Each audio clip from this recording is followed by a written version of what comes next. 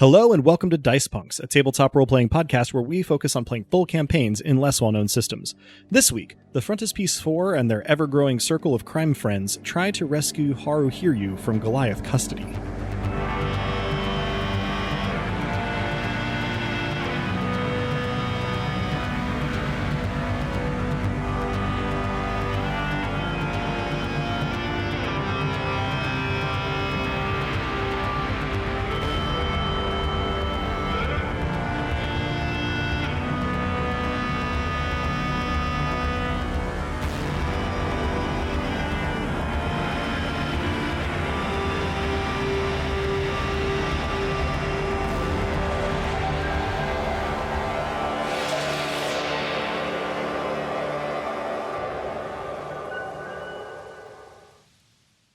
Hello and welcome. I'm Adam, your friendly neighborhood game master, and joining me are... Hey, I'm Drew, and I'll be playing Kato Burke, and you need Kato Burke, because your hacker might get you backer, but the fixer is quickser.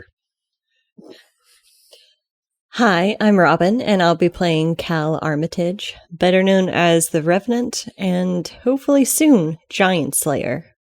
Hi, I'm Dez, and I'll be playing Luke Byrne, or Matchstick, and I may have finally found someone to match my hacking freak. And hello, you can't have my name, but you can call me Nick, and I will be playing Ing, a drone operator without drones for the moment. That is... An undroned operator, if you will.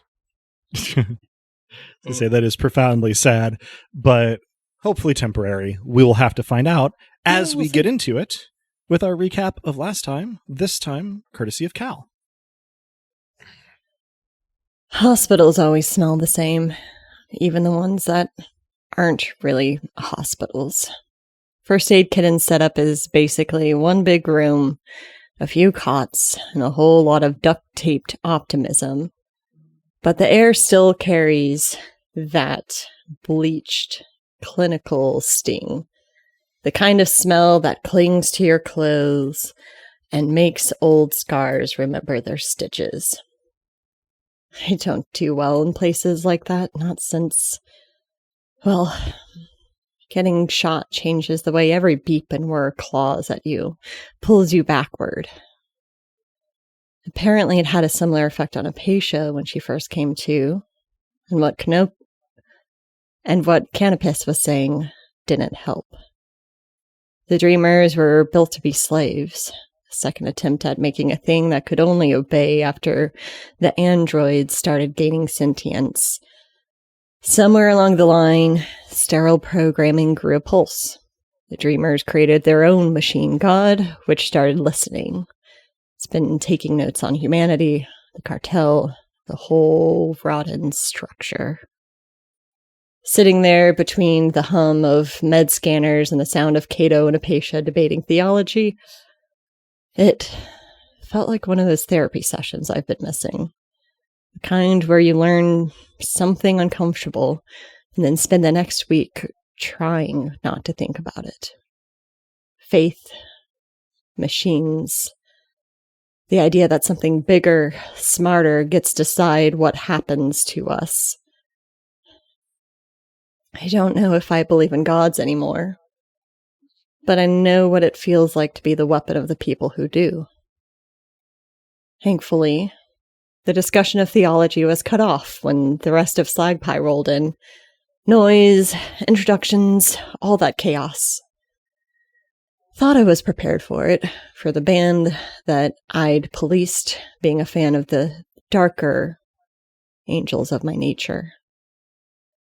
I wasn't prepared for Byrne introducing themselves like that in more ways than one.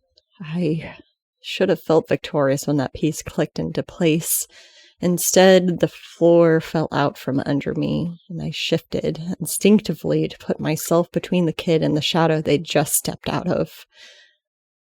Somewhere in the noise after, I found I might be an adoptive grandmother to Ing's latest brood. I guess that's a balance for you. Gain one new family member, lose the illusion that I could ever truly keep mine safe.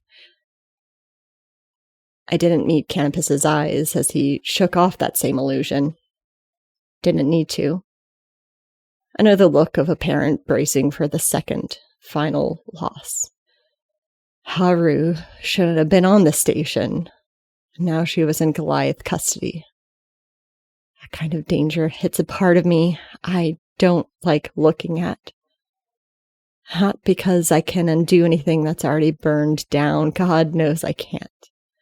But because I refuse to watch another kid become someone else's ghost. And somehow, with no debate, no hemming and hawing, we agreed. All of us. We were going after her and Goliath's other captive. Now, we set to work immediately, pulling strings, netting in our networks. It's the kind of reckless call I used to make alone, and this time I didn't have to. For a heartbeat, it almost made sense. Us, together, thinking we could pull this off.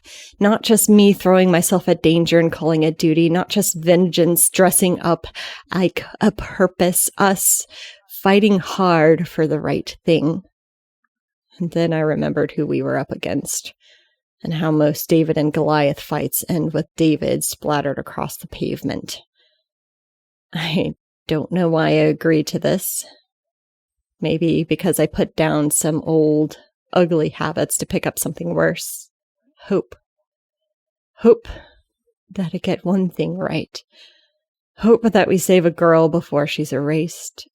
Hope that another kid finally gets to rest in peace while we put the giant who killed him deep in the ground. Yeah, I could use a little faith right now. And maybe a sling with one perfect smooth stone. Fuck yes. Well, we're off to a great start. We pick back up, I suppose, in a moment that is more reflective of the tone and attitude that Slagpie has about doing these crimes than the ones that Cal's internal monologue reflects. Because Slagpie has agreed that they are on board for taking on Goliath at their headquarters to get Haru and Sammy Chang, android activist, out of custody. And this, operation of First Aid Kittens is currently probably one of the biggest hotspots for like anti-cartel criminal activity, on the station. And there's a certain urgency to, get going rather soon. In fact, Byrne and Cal and Kato, you've all, sort of sent out your feelers. Ing, you've, brought in Law Zero, through your contact with Joseph about Sammy Chang. Like the wheels are already turning. As a mechanical reminder to our listeners, by prioritizing haste in this way, our players have essentially been able to preserve their prep from the Canopus Hiryu, retrieval and Apatia rescue operation, and just roll it into this by, going from one into the other. And so there is time to do some coordinating, some planning, but, time is also of the essence. And for all that Slagpie can be pretty flippant about, risks or danger to themselves, they do understand, the sort of time frame and the seriousness of the matter. But I leave it at this time to you all to coordinate your own actions, your allies, Slagpie's, priorities, how you want to go about doing this thing with the time that you've got, is up to you. As a brief reminder, Byrne had enlisted Ali and K&B, and one of the things brought up in that conversation was trying to get information on the Goliath headquarters building. So that may be forthcoming, but is not in your hands just yet. Kato, you had done, putting out fixer feelers on the network, as I think I said, because I like the alliteration. And that too is one of those things that will kind of have to come up as it becomes relevant, rather than in a sort of rolling out kind of planning session. Ocean's 11, this is not.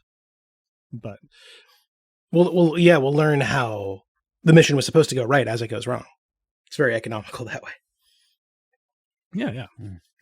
You do twice the succeeding and failing in half the time if you do them both at the same time constantly. That's been my policy. So yeah. We are. I'm not sure how that's how math works, Adam. That's how my math works. I wasn't working with numbers at all. So, with all that just kind of laid out up top to remind our players and our characters, you have the ability to, speak in whatever sort of time dilation scale you want to amongst each other, with Slagpie, with your other allies, over the internet. But at a certain point, if you haven't wound down by then, I'll just jump in and be like, it's go time, and we'll go then. So plan as you can. I might also reach out to Brock Choi. Mm-hmm. I'll mention I don't have any cash, but I'm willing to put in some work per our previous conversations in exchange for any information on Goliath. Okay. Particularly Their black side. their downtown. Yeah. Mm-hmm. And I think downtown HQ is where we established that Haru was. Uptown. You're Uptown. downtown right now. Oh. The HQ is on the other end of the station. And to that point, closer to where Haru's soiree was. To that point, if we do have need of like a forward operating base, for lack of a better term, I do have an ability we've never used in this campaign, which is Scavenger. If we can scrounge together one cache, I can take one day to set up a workshop anywhere, any safe place. That may be a post hoc thing. Might be. But just putting it out there, right? Because I think since it hasn't come up in this campaign, if it would be helpful to be able to have large things or build them closer to where we need to end up, that's at least potentially on the table. That's cool. Yeah, maybe we should, use the day after to try to create a safe house for ourselves as we're scrambling around on the run. That way we're not Assuming that running large lengths of Grand Cross, in addition to whatever else we have to be worrying about. Mm-hmm. Now, Cal, you were getting in touch with Brock Choi. Email, text messages, phone call? And probably a text buried under some vegetable emojis. So it wouldn't show up in like a preview, but it would be sent that way. Sure. He gets back to you very quickly. And after a artistically arranged sequence of vegetable emojis from him, he says just very simply, "I'll see what I can do." And then instead of finishing off with emoji, sends what seems to be a custom image, a la maybe if he has like a private Discord or something, of a smiling cabbage. Amazing. I love that. I may send Adam, without the emoji flourish. That time may be a factor. And send essentially vegetable emoji with a trash can. He just gives you back a thumbs up there, and presumably he is now hard at work. Mm-hmm. Yeah. What else? Adam, could you remind me whether we know where within the facility Haru might be being kept? Not any information at all. You do know where the building is, and you know that she and Sammy and a couple other captives were sort of unloaded in sort of the receiving shipping area around back and hustled in. Byrne was able to get like essentially live camera of that happening, but they were taking some admittedly hasty steps to like conceal the identities of these prisoners, like, you know, throwing like coats over them as they hustled them inside, seemingly aware of the possibility of cameras. Beyond that, unlike some of the more white collar cartel members, this is not a skyscraper kind of arrangement, right? That would be a downtown kind of thing. This is a little bit more of a office park looking building, but may very well have just, you know, either like basement areas or just have had large empty spaces on the upper floors that they could do whatever they want with. Okay. All right. The drones, I won't say that my drones, but the drones have gone this separate way for the time being. But if we need some intel and the exact location, I could perhaps get myself arrested. I do have this stomach. I could probably smuggle some things in. They don't expect androids to be swallowing things, I don't think. We're not getting you arrested. I shake my head and point at Cal. This having occurred as sort of like a lull in the general conversation happening elsewhere in the building, Sala and Nassim kind of look over at Ing, and Nassim says, I wouldn't recommend being arrested if you can help it. It's unpleasant. Sala kind of nods. Fair.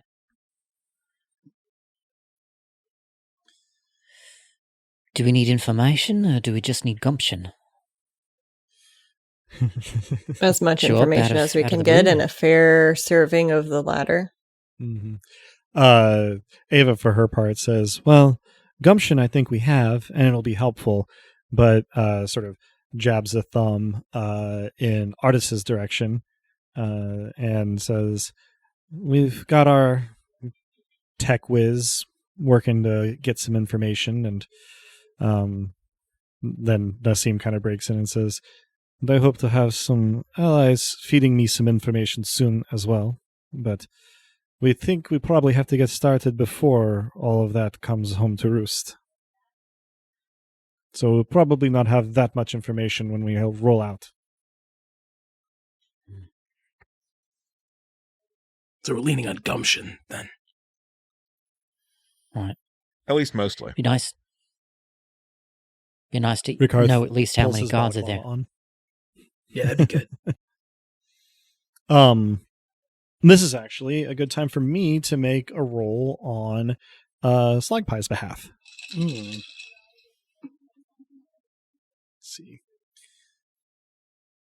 Artist speaks up, not stopping what she's doing. She says, well, if the public records can be trusted, the maximum number of Goliath personnel we'd be dealing with is 43. Not all of those street people. They have some office workers as well. But I would probably suspect that they have, well, automated security, drones, probably not machine gun turrets, but I wouldn't put it past them. Probably androids. Some of their employees are, but looks like they are at least listed as being in exclusively menial roles, custodians and such things. I don't buy that after what we saw in the basements. She shrugs. Just telling you what's publicly available. I would expect it to be a little misleading at least. Classifying an Ava, employee who's hired for violence as menial does seem like kind of a classic move. Ava nods, but says, well, you never know. You don't want to underestimate the self-sabotage capabilities of bigots.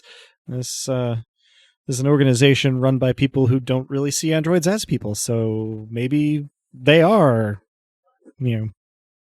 not playing 5-dimensional chess here. All guesswork currently, though. If I haven't heard anything back from Ramirez or Brock, can I roll investigation since Goliath has been on my list to see if I have any information that I, as a player, may not be aware of, but Cal certainly would be. I don't mind making the roll. Let's do it. Okay. So that'll be 2d6 plus 3 for investigation. 3 for investigation, and I think another 3 for clever, so total Perfect. of 2d6 plus 6. Mm-hmm. I'm trying to see if there's something else. Actually, we could probably class this as a place where ACAB would apply, so you could add another 1 for a total of plus 7 to your 2d6. Thank you. That's exactly what I was scrolling my character sheet to look for. Mm-hmm. Same. Okay, so I rolled a whopping 3. To a 10? Yeah. Okay. I'm immediately canning those dice. On the one hand, you have been trying to look into Goliath during your investigation. On the other hand, you have been headquartered and working on the other end of the station from their headquarters. So you actually have a lot of information about like their procedures, tendencies, even some of their active personnel, their gear. You've looked into their like public finances. You know the building, you've seen it before, you've even staked it out a little bit. You've never been able to find a good way to get inside. And so the information that you've got to help you with the planning stages of this is limited. You're not at all surprised to find that they do seem to be operating something of, I think Drew last time called it Disney jail, out of their headquarters. And you know enough to know that they don't overuse it. It's pretty sparing based on your, sort of research into the traffic in and out of the building. I guess another thing that might be germane here is that while it is their corporate headquarters, they actually dispatch personnel from a number of smaller rented offices in much less conspicuous locations all over the station. It helps them have a rapid response time, which then helps them to win contracts and so on. The last thing, I guess, that occurs to me is that as far as you're aware, Artis's accounting of their employee records is correct, but you know that they also contract a lot of people who would not show up. So if you end up, running afoul of just like every Goliath grunt on the station, the already kind of small army that 43 people potentially represents, if they all do just stand up and start cracking their knuckles at you, is not the upper limit of the people that you might be dealing with just within Goliath. So if it's going to be a loud op, it's going to have to be a fast op, because otherwise they just have a lot that they can bring to bear. I ask First Aid Kitten for a whiteboard of something large I can write on with a marker and start drawing up what I recall the building for my stakeouts and the location of the other units from which they may dispatch to help us determine the best place for a diversion that would split their forces or at least draw them further away from us. Yeah. First Aid Kitten sort of puts her hands on her hips and looks considering and goes, well, I don't have a whiteboard, but snaps her fingers and pulls one of the dividing curtains off from around one of the empty cots and just pins it to the wall and drops a small handful of this universe's brand of popular permanent marker on like a little countertop in front of them and goes, knock yourself out. I can either get a new curtain or just have a weirdly decorated one for a while.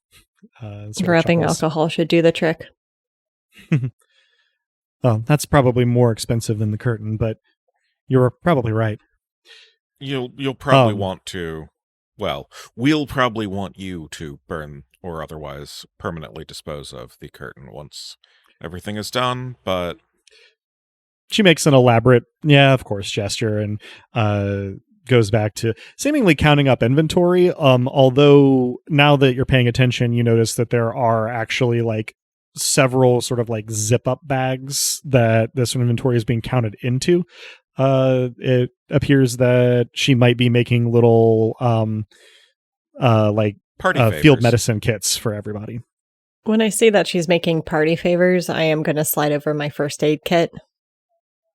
Just for restocking and flashing out any weak points. She glances at the movement and seamlessly just sort of like slides it to the right side of her workspace, opening it and adding it to the assembly line, and giving you a nod in the process. So you've got this privacy curtain, these markers, and you start sort of, diagramming, and I would assume like explaining as you go. And basically the upshot is that Uptown is less dense than downtown on the station, more low density urban construction comparatively, more like parkland. It does have more government buildings, but those tend to be protected by station security. And so the like dispatch outposts, I guess we could call them, are concentrated in the other 2/3 of the station. There is one other one on the downtown end on a different plate, but they are not going to be able to like run downstairs and across the street to call in reinforcements. What we could do is stage a diversion somewhere else a little bit before we go in. Do you think that would draw forces away? Depends on what the diversion but they might is. Be cautious. I mean, if they don't know we're coming, there's nothing for them to know to be cautious about. That's the point. Extra points if the place where the diversion takes place is another plausible rescue location. Harder to pinpoint, as it turns out, because other rescue locations would be, station-run detention. Yeah. I say that while scrolling and then say, but. That said, who would bring this up? Nassim will volunteer. With private security, we do have the advantage of Barlow Hawthorne, the thin-skinned motherfucker. And if we can choose our location carefully and make it about him, then I don't see any reason why he wouldn't overcommit out of ire and ego. Ooh, that's a good song title. And he pulls out a pad and starts writing it down. It's a really fucking good song title. Should make that one about Barlow in particular. Or we might. Corporate security or corporate bigwigs in general. Tomato, tomato. Say, if I do in-character conversation for Nassim at this point, he will just end up going on like a 15-minute digression about propaganda. So I'm going to hand wave that. Yes, in character. Look, all of the NPCs are me in some way, shape, or form. So, however long that goes, Kato's just listening, chin rested on the small arm. Yeah. In the meantime, though, others are sort of trying to figure out what the best place and the best diversion would be. So if our player characters have any particular input on that point, this would be the time to brainstorm those things. Do you have thoughts on that with corporate security? I could. You could. And will this be... I just started rolling, but we should probably say what it will be. This would be corporate security, so 3, another +7 if you allow it for the ACAB. I mean, yeah, this is roles when dealing with police and other security forces, so there, go for it. Right on the button. Damn. 4 +7, so 11. I need to just re-roll all my dice. I mean, 11 is certainly not bad. Mm-hmm. Yeah. So there is, and this is summarizing where you kind of arrive, the process of talking about all this. There is some parkland, kind of the first large open outdoor space that you come to moving from downtown to uptown, that has been a bit of a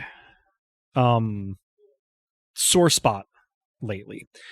There is a large residential tower in the middle of the park, and the idea was originally, apparently, that the park would be like a public park, and that the people who lived there would be like a mixed income sort of group to sort of make the park kind of like a central recreation spot, and then around the edges of the park would be commercial zoning, so that people would have like this very central sort of nice outdoor area. All very nice, all very idyllic. But of course, what has begun to happen is that the penthouse crowd living in this tower essentially started to view the park as their backyard and the building as full of riffraff. And so there's been this like months long kind of evolving back and forth. It's not like headline news, but it's covered on like lifestyle pages and in blogs and stuff, where there's been like accusations of vandalism from the well-to-do. There's been accusations of harassment on the part of the well-to-do. One guy got caught like reprogramming the park's robotic wildlife to act as like security and harassment drones against people that he wanted to target. And so the current state of that whole affair is that the owners of the residential tower have brought in Goliath to essentially like overrule the local attempts at being the law. Disband the neighborhood watch. The rent-a-cops are here. And so they have a small standing presence. There's plenty of space. It's centrally located. It's on a different plate than their headquarters uptown is. And while it would be pulling in some ways some of the downtown end of things further uptown, it would be to a like different plate and to an already volatile situation that Barlow is going to care about regardless of what the distraction consists of, because it's a high profile deployment of his personnel. And so he's there on the side of the rich people, presumably? Not officially, but in practice. The official line is that they're essentially like a peacekeeping force. Yes. But we kind of, can all understand the wink, wink, nudge, nudge going on there. So then if it also turns into something that is, involving his public persona, his reputation more directly, it's reasonable to imagine that he would commit quite a lot of Goliath's available resources. It's also entirely plausible, and this comes from Slagpie, as an idea that like turning this into a flashpoint will also bring out, like anti-cartel actors who, want to make the most of the opportunity, which, is likely to be, if not with like full knowledge of the situation, they're likely to read this as an op right before they like commit to it, because arbitrarily we're slandering Barlow Hawthorne in the public square. Like, you know, it is unlikely that many people will show up without knowing that this is, you know, being coordinated somewhere. I will already get on having my news agent, I mean K&B, spread word. Mm-hmm. And it sounds to me like the wildlife may be easily hackable. I also do make a specific mention of that. Mm-hmm. Right. Yeah, if it's in my capabilities, I'm certainly happy to try. Ooh, we could get 8 new drones. That is maybe the funniest way we could do it, come to think of it. This, you know, NIMBY asshole hacked the ambient wildlife into security drones and then gets them co-opted. It's beautiful, really. It rhymes like poetry. And Ing has always made drones look like various beasties, so there's a poetic symmetry to it. There's a great deal working in favor of that. A mechanical Disney princess. I will send Burn the data from my holographic projection armor for the Revenant's appearance. Who should that go to? I say that anyone out loud. You trust. With anyone you trust that has holographic projection armor or whatever that trick is you do with cameras. I ping K&B with the information saying, please distribute this file to anyone who can manipulate their appearance to cameras who may attend the park uprising.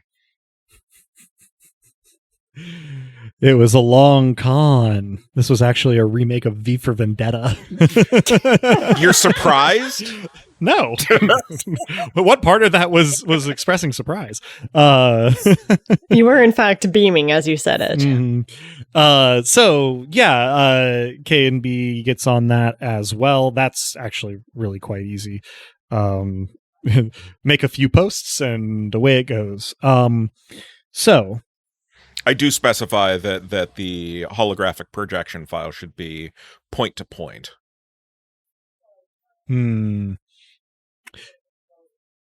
K&B sends a gif of Shirley Temple pouting in some movie or other, but agrees. It's not mine to distribute freely, is what I say. And so she then does not. So the plan that's taking shape here, Slag Pie are essentially starting to orient their operations around the diversion, as that's kind of their bread and butter, which isn't to say that they can't contribute as needed to the main op, but that, you know, their capacity will be somewhat limited by doing diversion-y things. Though they are very excited and immediately start getting really into the weeds about, how they can most get Barlow Hawthorne's goat. I look at Rickarth and intone that we could afford to have some extra muscle with us. Rickarth looks thoughtful and nods. And he says, yes, I think I can at least meet you, to be on hand. I give an appreciative nod. He gives you a small smile and adds, the diversion will not be the kind of thing that needs bouncers, I think. That is the idea, yeah. He does one of those muscle flexes that you somehow perceive as having like a leathery creak to it. Okay. I look away and check in visually with Tama.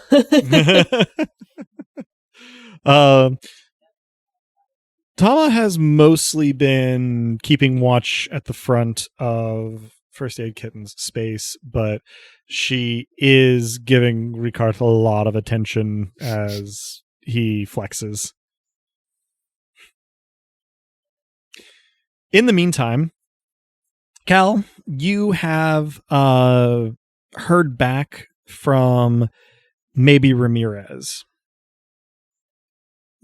The actual text of the message that you receive is a little wordier and kind of on the what's what I'm looking for, like official sounding side than what I'm going to summarize here. But basically, maybe Ramirez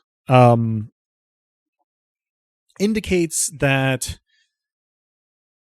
Goliath is in hot water with station security, but the cartel is very pleased. And so what he can try to do is essentially keep station security out of proceedings as long as possible. And while he can't promise anything, he is going to try to bend whatever coverage ends up, kind of coming out after whatever happens against Goliath. Because, again, their actions today have not made them friends among the security branch of station government. But he ends by saying that he's, at the end of his most unsupervised portion of the day, and so is going to need to be sparing with his communication going forward. I send back a series of beer emojis, the number 4, and then an emoji featuring the letter U.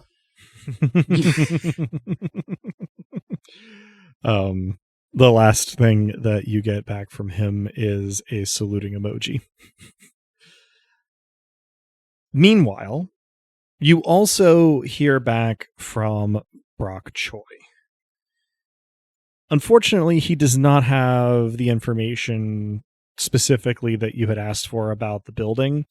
What he does have is assurances that whatever plans are available, either publicly or to motivated snooping, are almost certainly falsified.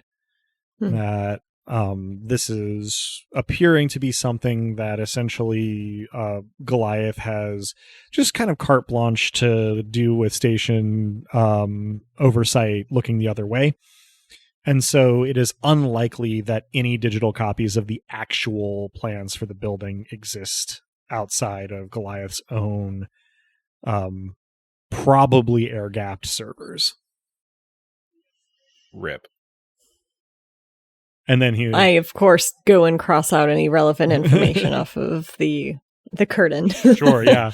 After a little bit of a pause, you do get another message from Brock Choi telling you to stay safe. He'd like to get coffee again sometime.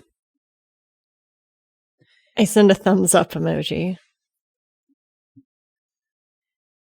If I can hack the animals quickly enough, then perhaps we could use them for reconnaissance.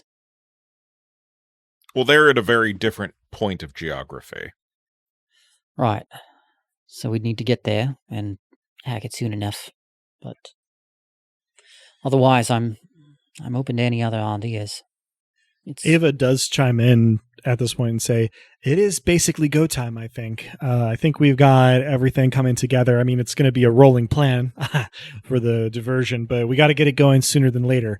Right. And so we're probably going to roll out in that direction pretty soon here in the next couple of minutes. If you want to come with, happy to draw the eye away from your tinkering with the animals. And then, whatever else you guys need to do, I guess, do it soon or never. Big gleaming smile. I look at our group for thoughts. or permission.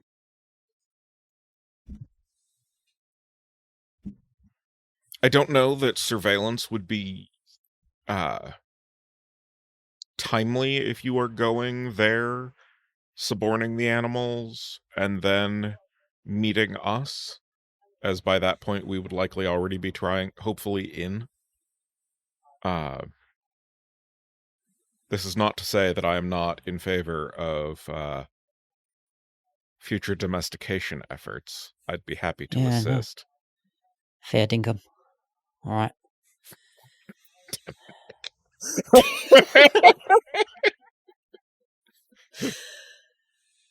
To the jailbreak it is then. Artist speaks up and goes, but we do have Sala's help here, but when you started talking about those animals, I kind of checked in on the network over there, and there's a lot more of them than there should be. Like 4 or 5 times the density of animals in this park. Kid pashes. That was my thought. Yeah, it seems pretty I also likely. don't... she sounds a little confused, but says, I also don't remember there being dragonflies in the park fauna. Dragonflies, you say? Well, I've seen just the one, but definitely at least the one. Yeah, that's my girl. Not Kid pashes. All right. Well, let's head over and see where the chips fall. Slag Pie all sort of stand up and gather their things. Artis puts her deck away in a pocket. Sala dials in some coordinates for her drones to sort of head to Rikarth. Sort of settles his balaclava a little better on his head and waits sort of off to one side for your group to move out, as he'll be accompanying you.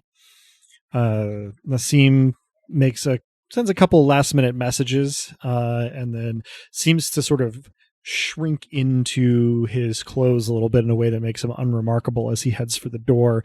And Ava gives you a bright smile and a wave and twirls a drumstick and says, well, best of luck to everybody. Have a Hopefully good show. We can fuck them up. She points the drumstick at Byrne and goes, you too.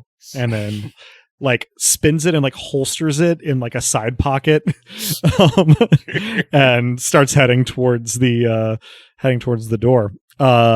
First aid kitten sort of comes up from the side and hands each of them a little sort of hip pack bundle as they are heading out of party favors, as it were. And in short order, they are en route. Now, Ing, are you heading to that park? You said that it's a little far away from where we're headed, right? It is in the direction that you would be going to get to the HQ. It's just one plate over and about halfway there. So it's, on a tangent to the direction that you would be going, but not in the opposite direction. So at full Android sprint, it would probably not be that much more time. The biggest time sink would be crossing from your plate to the next plate over, because that can really only be done at right angles. But yeah, I mean, it is entirely feasible that with them leaving right now, you may not end up being there for like the party's arrival at HQ. I mean, who knows, right? But if you swing by, take a few minutes, and then head there, you may not be that late. It is a risk, but that's why I was asking if that's why you wanted to head that way or not. I'll do it. Okay. You get a little party favor from First Aid Kitten. Before everyone splits up, I bark. Remember what we're here for. Hold on to that when things get loud. No. What's right ain't easy. Artis looks over her shoulder, grinning and flashing some little horns at you, and then exits. I flash them back. She kind of chuckles as the door swings closed behind her. And you follow them out, and Rikarth stays with the rest of the Frontispiece Four. Let's see. Canopus and Apatia and Bronwy have kind of been mostly talking amongst themselves, seemingly mostly talking about Apatia's augments.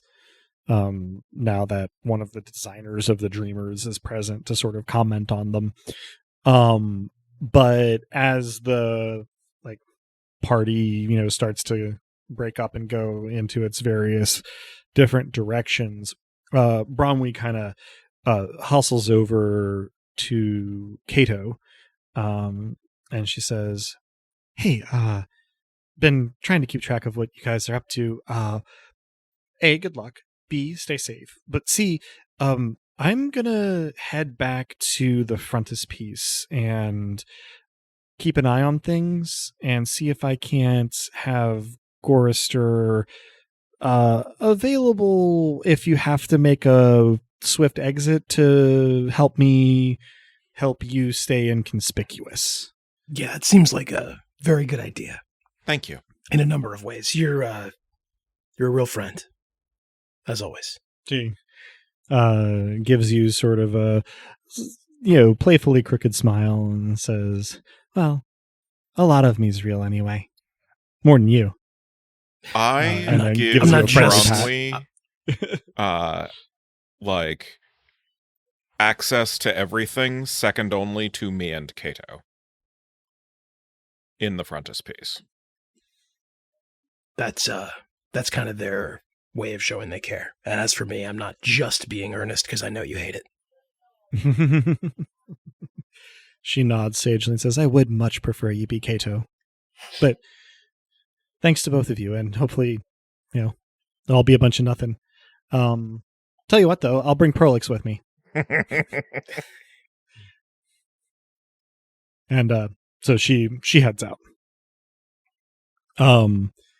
Apatia and Canopus start to stand up, and First Aid Kitten hustles over and more or less bodies them back onto their respective cots, and starts speaking in low urgent tones about absolutely the fuck not. Which then leaves the three of you and Rikarth to make any last preparations and then get underway. I think in many actually ways we're not as does prepared as we're going to be. Yep. Yeah, I guess we hadn't touched on, as I had mentioned, Tama had mostly been at the front keeping lookout. You had mentioned needing muscle. Do you plan to bring her along to headquarters? She's going to be mostly game for whatever you decide. But it's kind of up to you guys how you want to. I think I deploy sort of her. broach the subject. I say, so do we want Tama with us? And importantly, this is sort of directed at Ing, not so subtly. What level of violence are we okay with here? I'm assuming more than 0. Am I still Ing in the is group not or here. have I departed? Is not there. That's true. You Ing are. left. No. Yeah. Ing left. So you We decide could whatever retcon level this of and be like violence before you he choose. left. I mean, we could That is retcon it. We could also, you could, have a little AAR video call going on, but Ing is not in the room with you. Yeah. No, I mean, let's even say I I antisocially, because I've been so absorbed in checking in with the Fixer network and coming up dry. I say in the group chat, should have mentioned this, but exactly what level of violence are we comfortable with here? Ing replies back.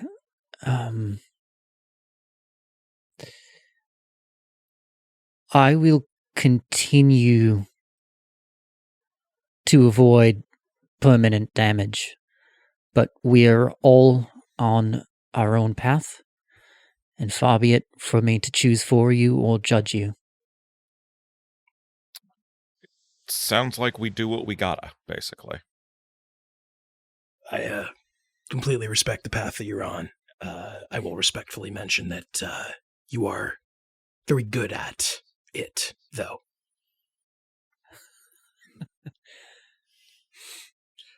All of that, and, you do what you must, but also permanent damage has a wide definition.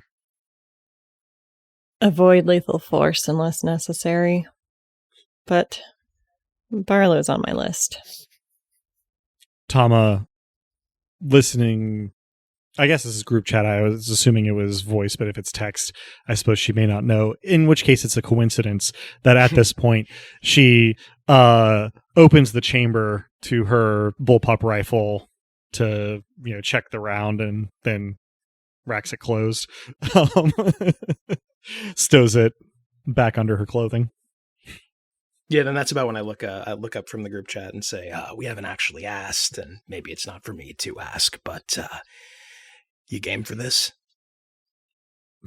She gives one chuckle and goes, yeah, I'm game. I know things got hairy, and odds are they'll get even hairier, but you handled yourself well in the basement. It'd bring me some comfort to have you on my 6 again. Love to be there. And, you always hope you don't have to pull the trigger, but it's good to have a trigger to pull if you end up needing it. That's me. I'm the trigger. I smiled toothily in her direction. I barely and visibly restrain myself from saying a high trigger. She gives a sarcastic salute and then sort of stands up and stretches a little bit and says, "Is it go time?" Good a time as any. We're going in together. We're coming out together. That's the deal. She nods. Yep. That's the goal, for sure. Now, Cato, I had left you hanging on the Fixer Network stuff. A lot of it is kind of coterminous with some of the stuff that we've managed to find out through our own efforts. But it has, gotten you some replies. As the diversion entered the plan, it has gotten a little more lively as well, because these are people who can put out word, pull strings, right? Arrange for people with certain abilities to show up. You also do hear, let's see if I've got a good NPC for this one. You also do hear from a person that you know as just the bishop. They are not a bishop. You don't know where the name came from. It's a great game. But you hear from the bishop that the security presence at Goliath HQ is higher than it would normally be, but that none of the folks that they've been able to ID are people whose job takes place in that building. You infer from the sort of running side conversation that the Goliath personnel who brought in Haru and Sammy and whoever else have essentially been retained at that location as security. And the bishop sort of suggests that they may be expecting some kind of, maybe not rescue effort, but maybe a protest or something. Haru is a fairly popular influencer who was arrested on stream. And they sort of offer maybe we want to, and I could help you redirect anybody who is, trying to like show up for like justice for Haru or whatever to the park, instead of to Goliath HQ. I don't want to put anybody in danger, but maybe a third location, rather, because the park is about the park, and we don't want to necessarily dilute that message. But a Justice for Hiryu could be at either where Hiryu was taken or like one of the deployment zones near there. If you relay that to the bishop, then their suggestion will actually probably be the easiest to get those folks to like redeploy to Haru's headquarters in Uptown, where the was. Perfect. I love how that's just an ongoing meme in this campaign. I resist the urge to spell the word as pronounced. But yeah, I say that does make good sense. If we can keep peaceful protesters safe and also keep our operation a little bit less, attended, that seems perfect. The bishop replies saying, that they concur, and besides, that's more of what the astrological charts for today suggest might be successful anyway. If the stars are on board, then it's a plan.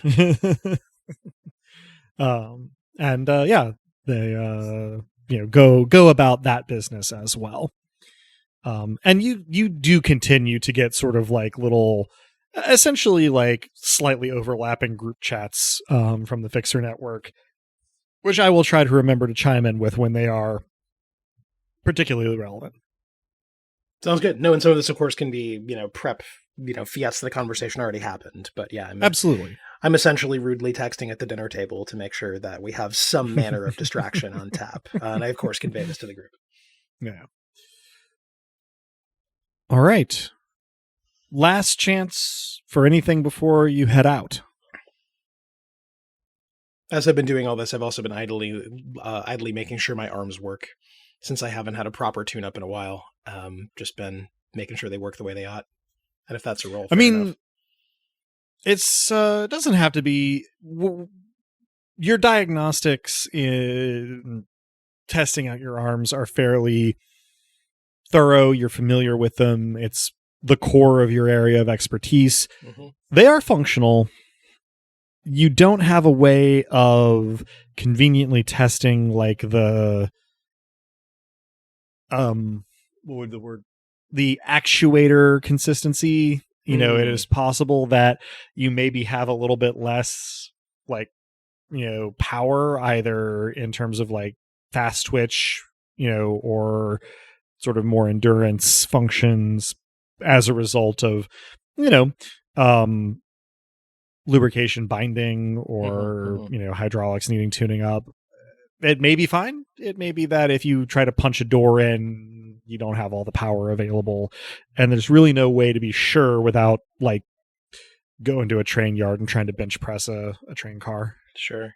And the thing about and the thing about testing to failure, well, there's that.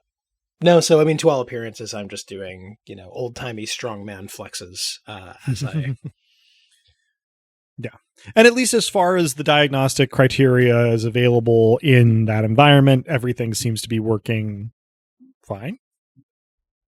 While you're doing that, I quickly glance over in Tama's direction and then step in the opposite direction and start checking the action of my gun and pull out the sticky shocker and check it and make a big show of putting it on my holster ahead of my actual firearm. So, last-minute checks are taking place. Meanwhile, Ing, you have headed out to the park. It is not as far away as the rest of your team's destination, and you are quite quick, in fact, outpacing Slag Pie, who are taking public transit. But we will handle this slightly asynchronously. By the time you get to the park, it is almost certain that the rest of the player characters will have left First Aid Kitten's operation, but let's go ahead and handle that. Mhm. You get into the vicinity. This is a place you've been near before. It's not totally new ground to you, but certainly you are paying more attention now. It is not, as yet, crowded. There are a few people here and there, but for the number of business zoned buildings around the edge and the number of people who should be living in the big tower in the middle of the parkland, not that many people. Now, this is an odd question. Mm-hmm. Ing, have you seen Alfred Hitchcock's The Birds? Good question. That's a worrying question. Which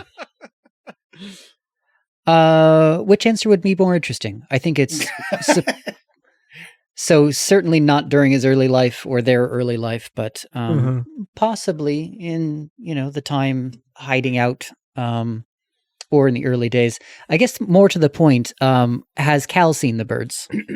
Because I have not, but I know Cal would not pay for cable, and that's the sort of film that may air on the limited stations available in Maddie's old apartment.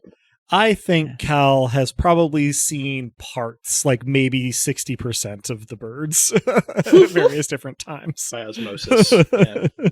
fair. So yeah, let's say yes. Yeah, it's obviously not like that town from that movie, and it's obviously not real animals, but in terms of the way that it makes you feel as you approach, it's kind of the vibe. It's also not all birds. Immediately you clock a few details. These are not wildlife drones that are running according to their sort of normal scripted behavior, right? These are drones that are meant to provide activity and ambiance part of the time, and then to do maintenance on plants and infrastructure in between. They're not doing that. They're sitting around on tree limbs, on benches.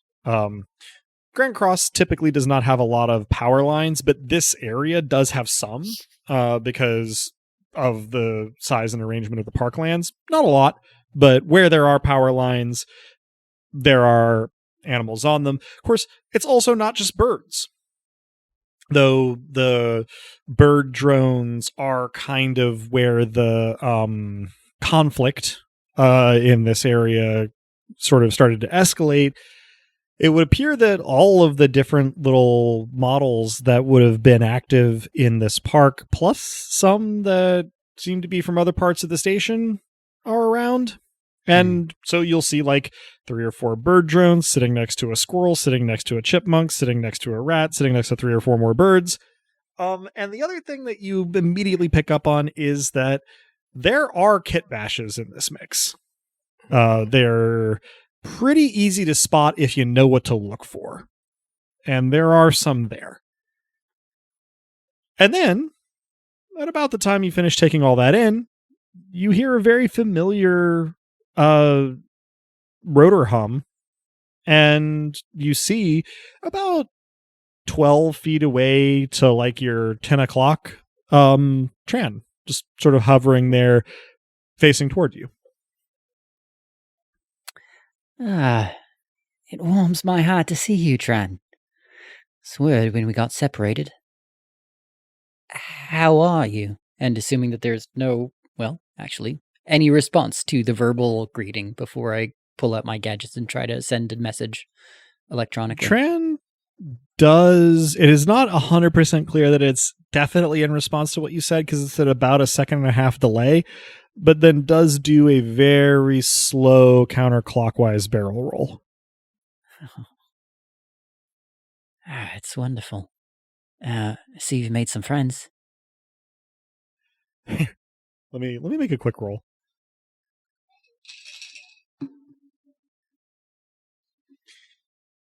You say that you see that Tran has made some friends, and about one beat after you say that, all of the wildlife drones, but none of the kit bashes in the area sort of turn their heads in your direction.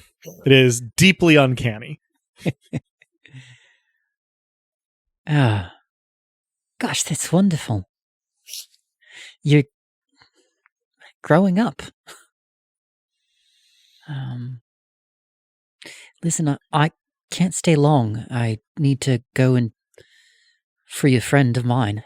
Friend that I haven't really met directly. You're certainly welcome to come, but it might be dangerous. And our battles are not necessarily yours. There's, again, kind of a beat. And then instead of any particular response from Tran or the other drones in the area, there is something that basically never happens on Grand Cross. There is a low rumble of thunder.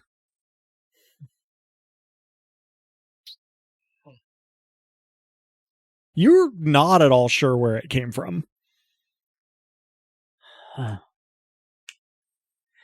There is the electronic version of a shiver that runs down my spine. There's something numinous going on here.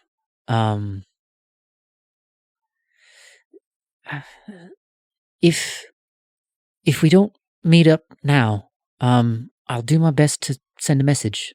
I'd love to learn more about where you've been and what you're becoming. If I make it out, I'll send a message. A very slow barrel roll after something of a delay to the right, and then Tran zips away. And just as you lose sight of Tran in the park, you get... Yep. As Tran goes away and is just about to be out of earshot, I just shout, "I'm proud of you."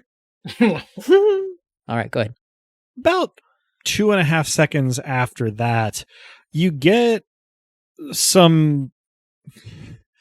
you know that boom sound that Windows makes when it pops up something that needs your attention? You get, let's call it 24 of those very rapidly as little notifications pile up in like the left-hand side of your UI. And 24 of the animal drones in the area have essentially sent controller connection requests. And so if you decide between 0 and 24 of the animal drones in the area can be yours to operate. Yeah, I'll take the 24. And for what it's worth, I do my best with the knowledge that I have to send my commands in such a way that they can be disobeyed. Sure. What so if there's a way to command as a suggestion, I do that. What you immediately notice is that these are not configured anymore to operate independently. These are essentially very similarly set up to your initial collective, but without the autonomy that you had for them. Instead, though, what they do have is a clever but unfamiliar programming layer that apportions tasks for you.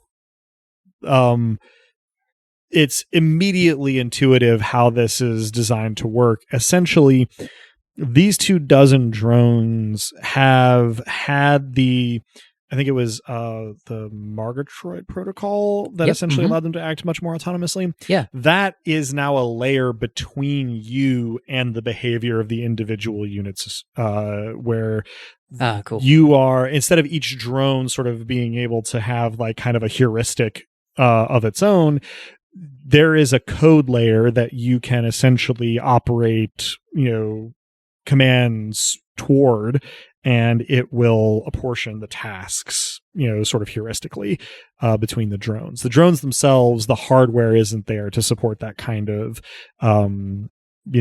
independent kind of decision making. And Yeah. so there is just a code layer that appears to have been custom written for this purpose. Brilliant. Nice. I love that.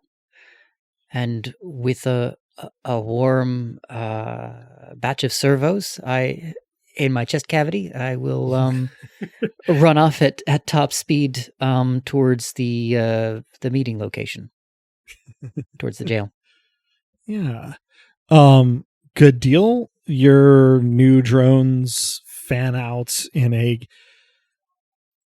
as casual as they can, sort of way to tail you in that direction.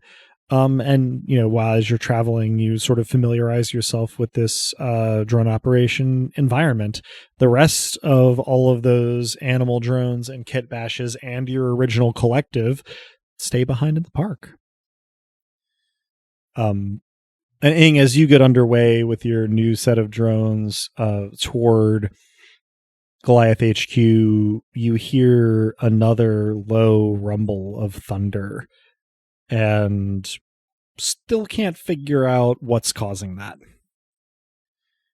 Back at First Aid Kitten's operation and back in time a little bit from that moment where Ing is taken off, we've got our other Frontispiece Four folks, as well as Tama and Rickarth. I believe that when we left this location last, you were about to head out, but if there is anything in particular that you still want to make sure you do before you leave, this is your absolute last chance. All right. There's a pause where I kind of position myself by whatever door we're exiting. And then as everyone kind of assembles to go, I politely grab Kato, Bird, and then Tama into a hug. Kato, first dibs on how you react to this hug. Abject surprise. And then a moment later, I sort of freeze and then return the hug in an asymmetrical fiddler crab fashion. Mm-hmm. Burn, reaction to the hug? Stiff as a board, and then, positions myself between you and Kato and just sort of all right, I guess we're doing this. While also, trying to not be obvious about, enjoying it. Tama, for her part, is too small of frame to actually wrap her arms around the whole hug, but goddamn does she try. And she's got pretty strong arms. So, there's a pretty strong squeeze there. You do, while these described actions are going on, hear a rapid jog before Bronwyn throws herself into the hug in a way that would have knocked a single person over, but does not topple the whole. See, we're stronger together.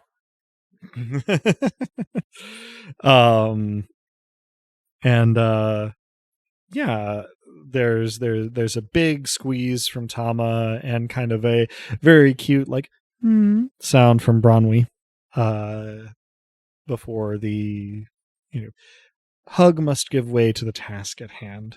You all studiously do not hear First Aid Kitten chuckling. And then I pretend like nothing happened and mention we should get going. Mm-hmm. Mm-hmm. And indeed, you do. I guess the most efficient way to get there is going to be taking the train, is there any resistance to the idea of doing so? My motorcycle is not nearby, so no. Okay. But I would probably use... I'm trying to remember how many times I've used my holographic projection armor, but I would probably shift it to something other than the Revenant for the train. Yeah, you can still at this point shift your holographic projection armor without having to spend prep on it. What are you appearing as on the way? Unless there's contrary advice from the peanut gallery, probably a comical terabyte boy with heart eye emojis. I think that's an extremely good idea. Well, if not a good idea, certainly a funny one. I will also, as Laughing Kid, appear as a terabyte boy, but in, like, cargo shorts and heart-shaped glasses. So not hard eyes, but... But hard eyes. Exactly. Jesus. So Rickarth was standing to one side of the group hug, but does accompany you out of the building. He does, before he leaves the building, take the balaclava off, as it is less conspicuous to be without it. But, you know, he sort of zips on a hoodie and just kind of like casually and loosely puts the hood up. And on the train ride, just sort of puts his hands in his pockets and feigns being asleep for the whole time. A relatively casual way of avoiding most notice. About halfway to the station at which you'll be disembarking from the train, you hear something that at first doesn't really make a lot of sense, but when a little bit later it repeats, it's kind of undeniable that this is the sound of slightly distant thunder. This is not typically a feature of life on Grand Cross, and it's not like you can look up and see storm clouds or anything. Notably odd. Haven't heard that in about 4 years. What's that? Thunder. Huh. Shouldn't be physically possible here, I don't think. No. We'll have to file that away for once we get back. It doesn't immediately repeat, and the train plows on. And before long, you're at the station, you're disembarking, you have a few blocks between you and the vicinity of Goliath HQ. In the meantime, Kato, you are getting a stream of updates from your overlapping Fixer network circles. And it would appear that the first people in the distraction are showing up at the park. It would seem that there's some sort of guerrilla concert going on, but kind of some other things in the works. A lot of wink and grin emoticons going around in those messages. They are also mentioning the weird thunder sounds, but at least some people seem to think that it's actually something that the people in the park are doing as sort of like a theatrical, rhetorical kind of thing. So it'll probably take half an hour before things really get rolling at the park. So you have at least a little time to make your way to the Goliath HQ and do maybe a little prep, a little reconnaissance, whatever you want to use that time for, to give it long enough for Goliath personnel to be peeled off by the diversion. Yeah, I mean, recon makes sense, right? We have a rough sense of how many people are in there, but the more we can know, the better. So I think we make our way closer, albeit tentatively. Sure. This end of the station, probably, I guess I don't know between Kato and Byrne who gets the most heebie-jeebies from it, because, I mean, nothing in Grand Cross is low density by, like, contemporary American standards, but compared to downtown, this end of the station is much less crowded, much, like, longer sight lines in a lot of areas. It's like hard to feel like you're being inconspicuous here. I'm probably spending so weirded much time out downtown. by the lack of density of the architecture. I'm Mhm. probably not at all fazed by the lack of people to the degree Sure. that distinction matters. Mm-hmm. So you are careful as you move up. You can see the security detail that Kato was informed of. Byrne, K&B is sort of keeping you apprised of like her efforts to disseminate the Revenant HPA files, sort of, spread information. I thank her for the work. Meanwhile, Allie has been pretty quiet until a couple minutes after you lay eyes on the Goliath HQ, at which point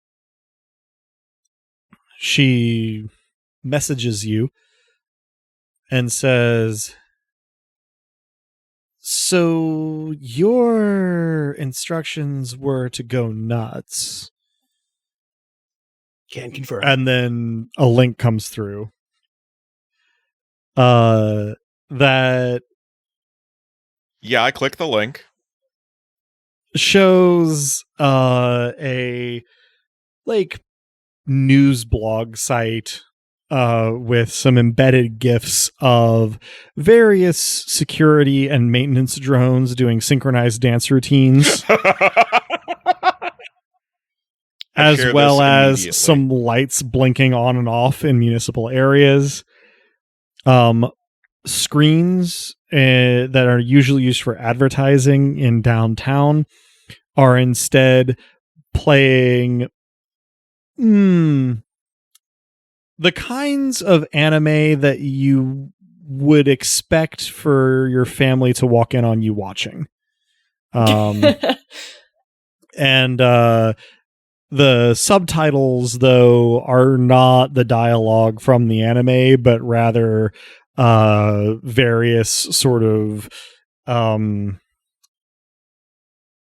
shall we say, meme-derived calls to action, and in one specific case, very blunt accusations toward sitting politicians. You are a fucking treasure, is my response. And she sends you a GIF that you think comes from a film adaptation of The Three Musketeers of somebody in a very fancy outfit doing a very fancy bow. So,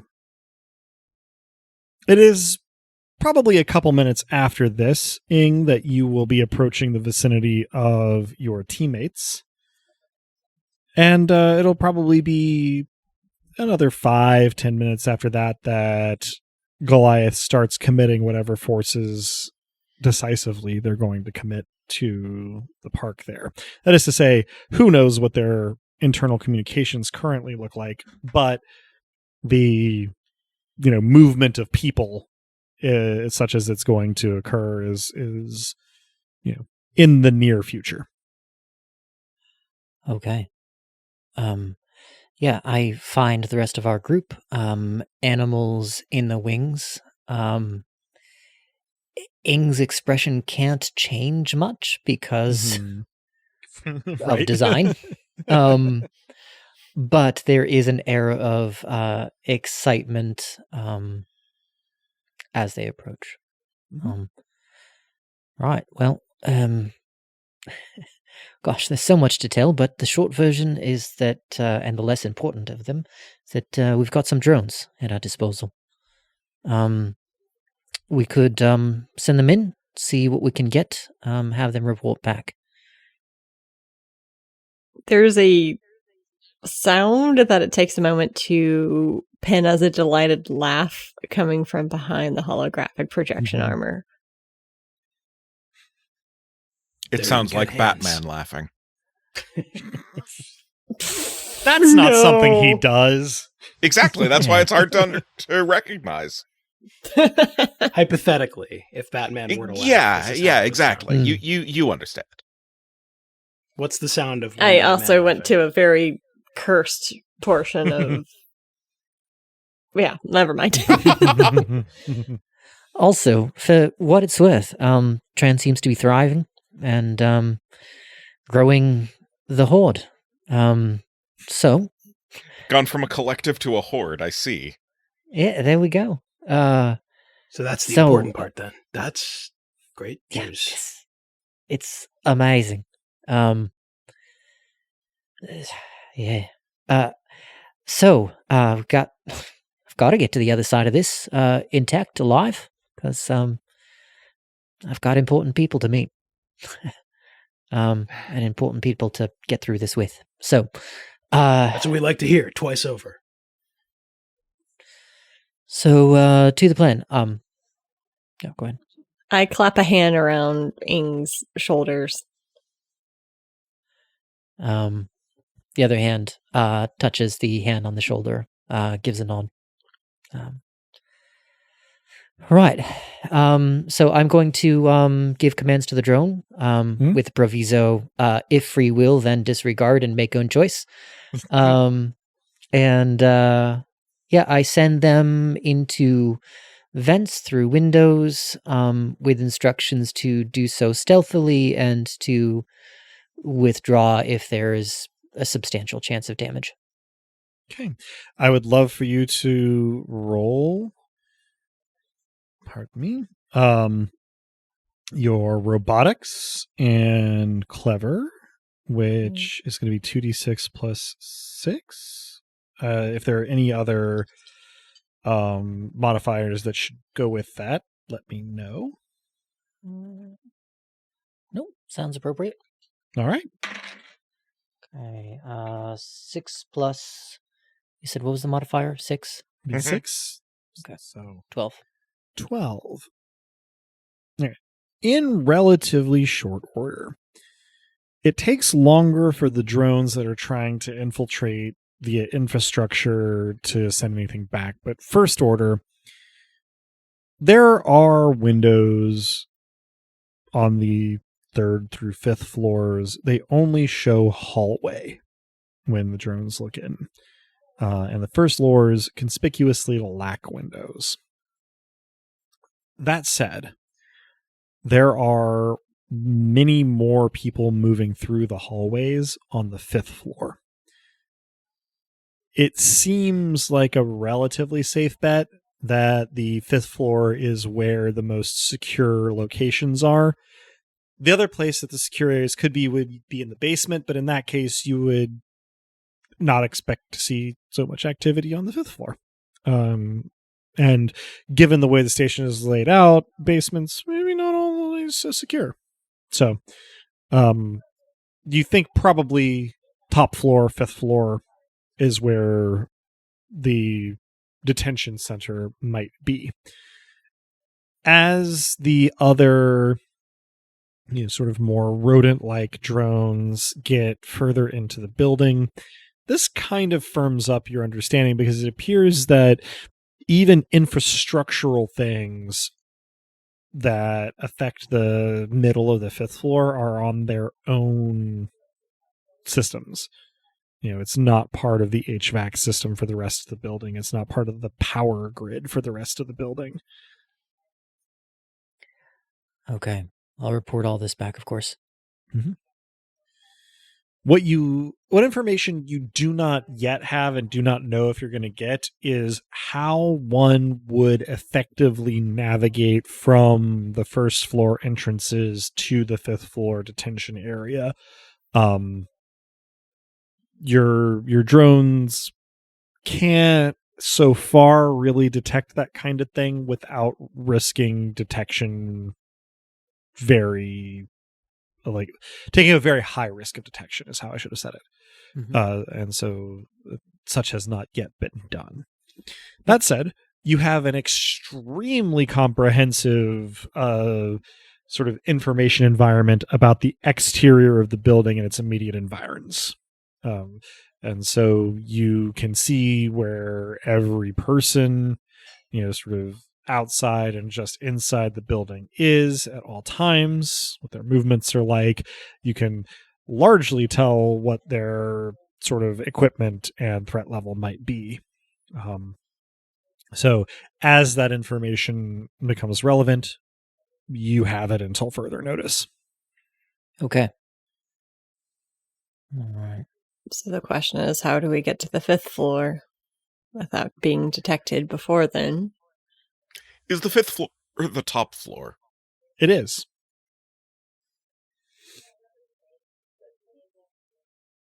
Any obvious ways to get in from the roof? Ing's drones have sort of surveilled that there are no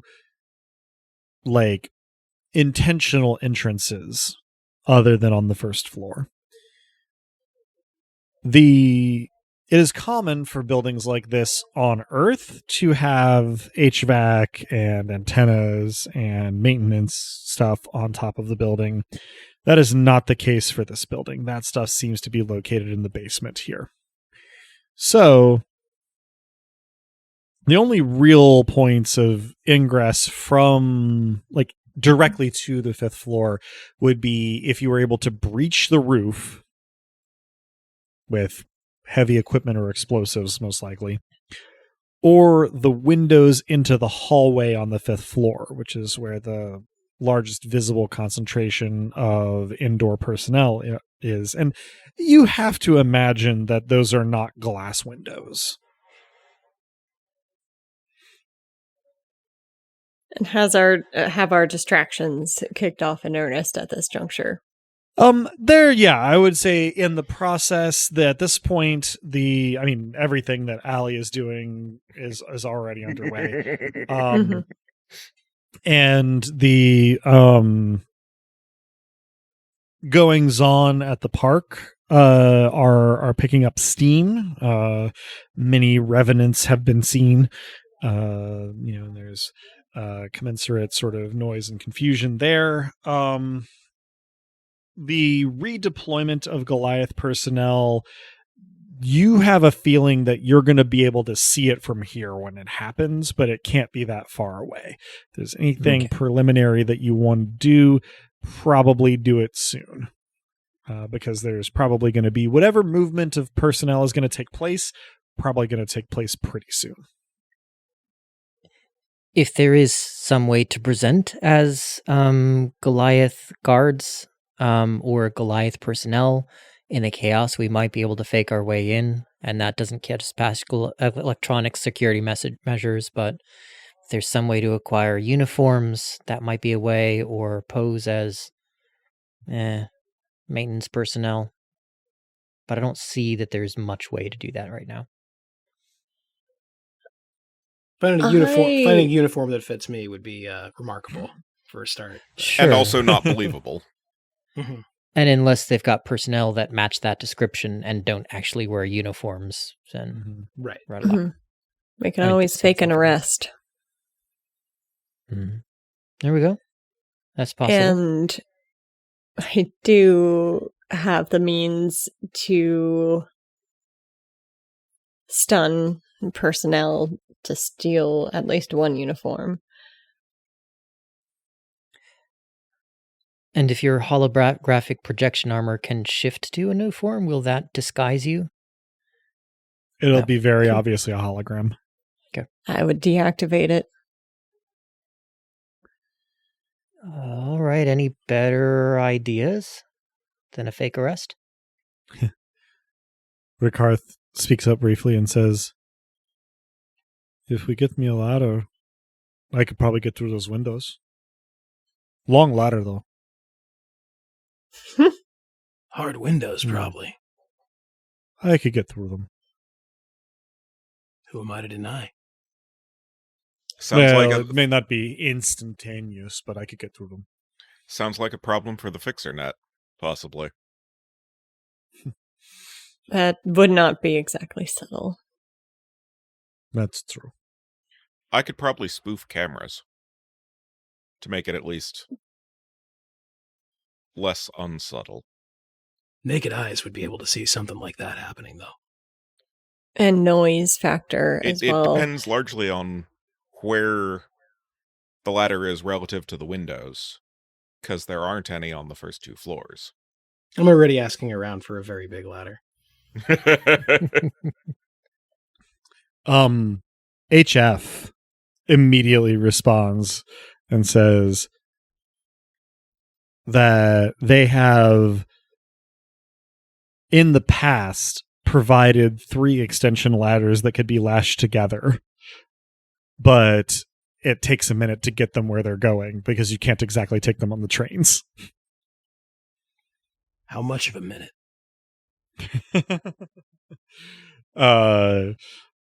HF says, hang on. And then about 90 seconds later comes back with, to that end of the station, 40, 60 minutes. No go. Thanks anyway. Little sighing emoji and like, one day, ... Mega ladder's day will come. Don't worry about it. I haven't checked Bacon yet. Mm-hmm. Any of these folks ex-cops? So, or on Bacon? Goliath currently has 3 like actively employed people on Bacon. It is not immediately practical to tell whether they're the people at this site. The folks you can see or that Ing can see outside do not match up. It's possible that they're in the building, but beyond that. And what time is it? That is a great question, and I have the answer written down somewhere. Let me find it.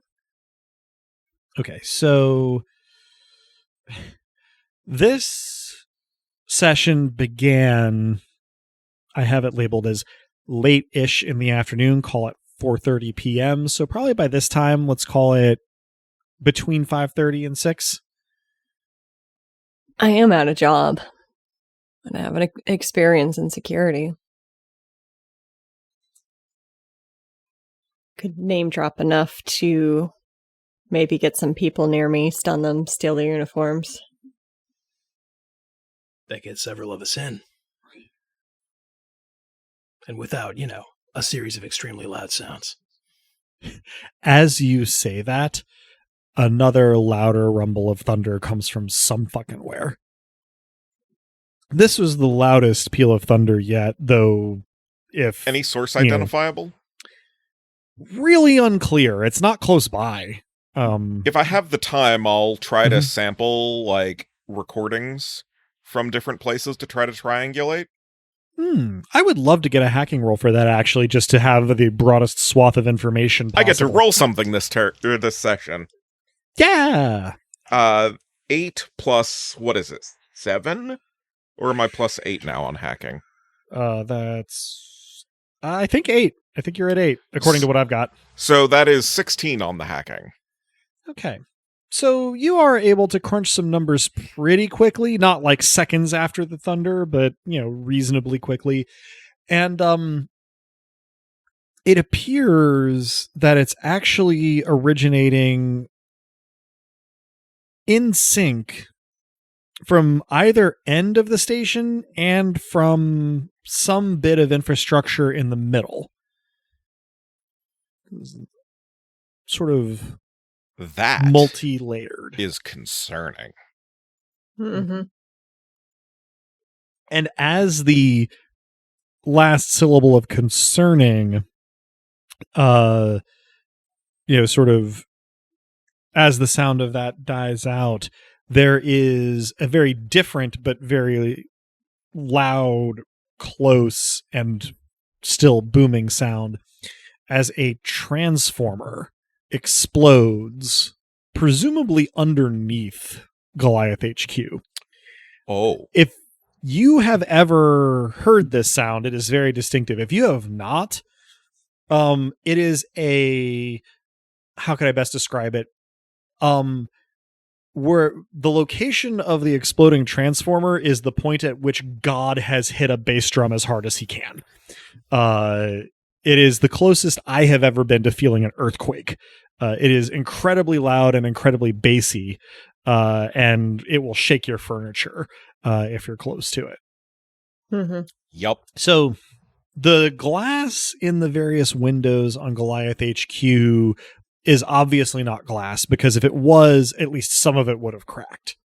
But all at once, all of the power in this block and the blocks surrounding it goes out. Now, Goliath HQ has a backup generator, and you can actually kind of like hear the as it comes on, but it doesn't seem able to power absolutely everything. And perhaps more germane to your concerns, the personnel, the Goliath personnel on the outside of the building, all sort of like crouch and look around and then start speaking rapidly into radios. And Kato, you're getting like essentially constant updates here, but these guys hadn't been part of the broad redeployment of Goliath forces to the diversion. Seems like now they're sure not going to won't be. That said, Ing, you are interested to find that, according to the information your drones are sending you, these guys shouting into their radios are not getting any responses. I think that's going to be the best place to end our session tonight. Did not set out today to do a cliffhanger, but just given the timing and what's probably coming down the pipe, I think this is going to be the place to pause us until next time. So that will conclude this session of Dice Punks. I thank our players and listeners for joining us, and I hope that both enjoyed it as much as I did, and that you'll all join us again next time. If you're hearing us now, then you probably know where to listen to us, but we can be found at almost any place one can listen to podcasts, as well as on the wider web at dicepunks.com and on Tumblr and Blue Sky as at dicepunks. With that, I think we're ready to say farewell, so say goodbye to the kind folks back on Earth, players. Thanks for listening. To prepare as a group for the sound of coming thunder is to have a community, and to end an episode of a story on an explosion is Muppet logic. We appreciate you listening. If you ever find yourself needing some time off from emotion, or even time to pick your heart up off the floor, sometimes you just gotta have faith. Thanks for listening, folks, and don't use transformers to blow up buildings. There are more efficient and less obvious ways of doing so. Thank you for being with us. Really appreciate it. And I will leave you with this. A moth in the park gives joy to a proud parent. Its wings bring thunder. No, that is both cute and metal. I love it. On brand. So, Magnificent. as the poet once said, I'm bouncing off the walls again. I'm looking like a fool again.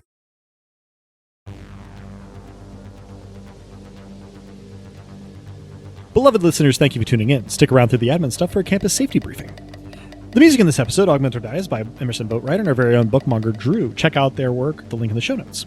Editing and our rad new cover art was done by Joanne, who's appeared in the podcast now and again. Check out her work around the internet, where she goes by anything so's. Site design and graphics for DicePunks.com are by The Revenant, Robin. Hardwired Island is by Paul Macevic, Freya Erling's daughter, and Minerva Nchanda. You can find Hardwired Island at etten.itch.io/hardwired island. Links to the system and authors can be found on our Punk Grimoire section of our website, dicepunks.com. Thanks so much for listening. And you liked what you heard, that's reward enough on its own, but if you're so inclined, you can help us out by rating and reviewing us wherever you listen to us, telling your friends who you think would like us to give us a listen, and even by heading over to our Patreon at patreon.com/dicepunks. We have fun rewards available to backers, including a patron-only Discord and access to the Dice Peaks after show for episodes 1.1 and following. Regardless, we hope you'll tune in again, and until then, remember, subtlety is for cowards.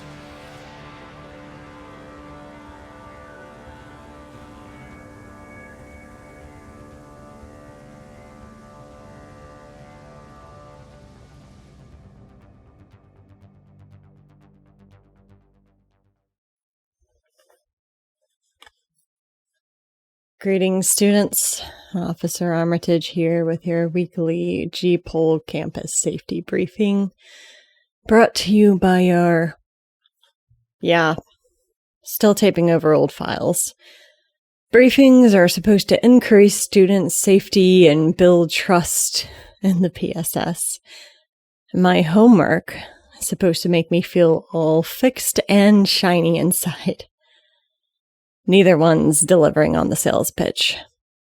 Then you asked me to talk about one of those glossy, made-for-TV milestones the moment I knew. It still unnerves me how you androids manage to put capital letters in your voice when even saying it makes me feel like I'm choking on glitter. Anyway, the moment. I was a final candidate in the promotion to captain. Still waking up every morning convinced that the brass would realize they'd meant to shortlist some other Armitage. I wore confidence like a coat. I hadn't broken in yet. Too big in the shoulders, too stiff in the sleeves. One of the first calls I took that month involved a kid. Sorta never expected to dial a precinct number, especially not at their age. Child on paper, teenage trouble in practice. No, this was the sort I'd expect to call their parents, or call their parents to call the family lawyer.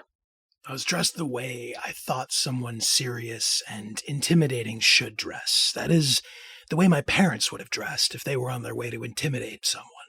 Not in the halls of power, mind you, but out in the real world, like whoever you're out talking to isn't taking this seriously enough, like they should try and catch up. But I probably looked much too put together as a result. The simple, close-cut clothes I was wearing were instantly recognizable as well-made, or as too well-made, depending on your point of view. And the gender of it all was queer-coded, but within the code. Hair shorn at the back and temple length at the sides. The plausible deniability haircut. Most kids who end up at my desk are scared, shaking, trying to claw their way out of the blast radius. Not them.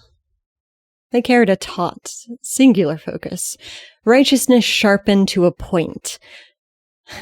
I should have written them off as a problem. The only thing worse for a cop than a rebel without a cause is a rebel with one. But something in their look felt curated. Like they were assembling themselves piece by piece, still making sure the blueprint would pass parental inspection, at least for now. I called you, officer. Thank you for coming on such short notice, by the way. I really appreciate that. Because I happen to know that someone is planning something dangerous. I'm involved with some peaceful activism on campus, strictly peaceful, you understand. But there's always someone who wants to take things too far, as I'm sure I don't have to tell you, officer. Not just too far. No. In the wrong direction, totally. Off somewhere useless. Worse than useless. Dragging us back. They spoke with that stubborn hope that things could be different. And I could feel myself doing the thing I promised I wouldn't. Liking them. Liking the way they refused to disappear. Liking the spark that made them both abrasive and brilliant. Before you go further, kid, let me note that it takes a lot of courage to do what you're doing. Then I added all of it, in case they missed what part I meant. Thank you, officer. I know it's not that someone like me, that I, this isn't easy for me, I guess. And, honestly, I guess I sort of hope it isn't easy for you either. Hey, nothing about this is easy. I didn't sign up for easy, kid. And neither should you. Ever. I watched them pull themselves together after that. Chin up, shoulders set. And for a second, I wasn't thinking like a cop at all. Not about charges, statements, or how their folks would spin it if they found out. I was thinking about how a kid that young learned to stand that straight in the first place. And why it hit me harder than it should have. My hand found my stomach, light, almost like I was bracing for the next hit, for something I hadn't decided I could survive. As they walked out, I felt good about what was, no getting around it, snitching. It took me years to know what to do with that feeling, turning it over, rejecting it furiously, embracing it tentatively.